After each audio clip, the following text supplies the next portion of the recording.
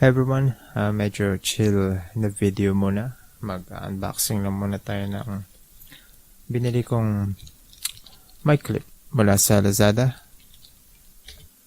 Okay. So, umpisa natin sa delivery time ng Lazada. Itong clip na to is nakalimutan ko yung exact price, but kung idadagdag natin yung COD, all in all 180-400 siya, and then one day lang nandiyan kaagad. Ina-expect ko siya sa April 6, pero kinabukasan nandiyan kaagad. So good job Lazada. Buksan na natin. May make sure ko lang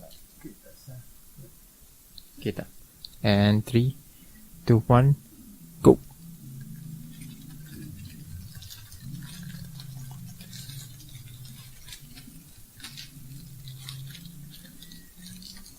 Mahirap minsan tumingin sa rating ng Lazada kasi yung mga nagre-review sa baba minsan pangit daw pero 4 stars yung binibigay. So hindi klaro.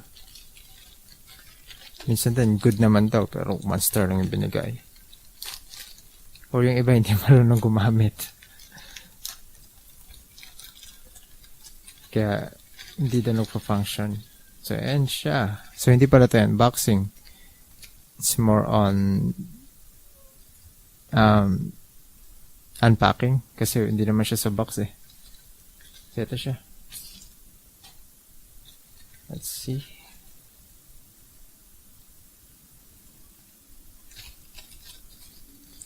So, sama-sama na pala. Ayan yung clip. Kita ba? Kita. Yan yung clip. Maganda. Tumutunog oh. Okay. Ito yung clip. Medyo masikip. Which is good. And yan yung jack. Ito yung strap. Level natin. Tanggalin mo natin sa clip. Tanggalin mo natin dyan. 1.5 meters. Ayan na siya. Next is i-testing natin siya. Isasapak ko siya dito sa sound card na to. And, cool. I'll be right back.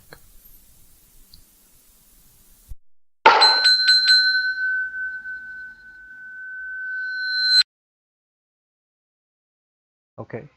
So, ito na, kinabit ko na siya. And,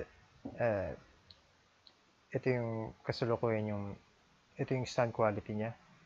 So, yung case pala nito is, gumagana siya, hindi siya gumagana sa sound card.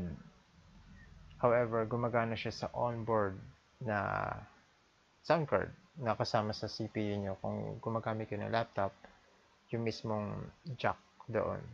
Ako kasi gumagamit ako ng USB sound card para dito sa isa kong mic. However, this one, hindi siya nagre-react doon. Pero, well, so far, based sa nakikita kong equalizer, okay naman siya. Yeah. Walang edit ang sound quality nito. And, yeah. Ito na siya. So, na-unbox na natin. And, thankfully, gumana na maayos. Kasi akala ko nung una sira kasi nga ayos sa sound card. But, hey, maayos siya. So, whether satisfied kayo sa quality ng sound or hindi, nasa sa inyo na yun. In case, i-remind ko lang yung mismong price nya. 184 lang. Pwede na to. Mas maganda pag may lapel mic kasi hindi ka nakukuba na naka sa mic. Kasi sa ganitong mic dapat at least 5 inches or 3 inches from the mic para maging klaro yung boses mo. Pag sa lapel, naririnig nyo ako. And hindi ko i-edit to. Pero marami pa kasi akong ginagawa sa audio. Pinapaganda ko yung bass. Itong part na to, i-edit ko. Yan. Ito yung part na ina-edit ko. pinapaganda ko yung bass, tinatanggal ko yung background music, tinatanggal ko yung static sa mic, kasi lahat yung may static, kinakancel ko yung noises. But hey, happy ako sa binili ko, and one day delivery, mura na, COD pa.